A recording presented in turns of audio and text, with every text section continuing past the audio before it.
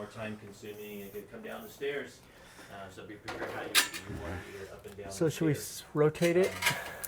Okay, this seems like a big So we Yeah. can grab it from the back. Thanks for coming out, Joe. Yeah, Okay. this is the gas water here's been here 24 years. All right, Yeah. Drum roll. we're gonna give it a little spin here Yep. so that we can pick it up with the dolly from the back.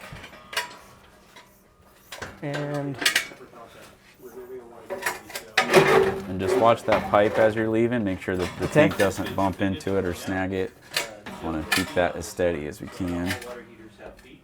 Some do. So before you go to move your water heater, thank you you go. for that advice. Yep, so you good. understand how you're going to get it out. Again, watching those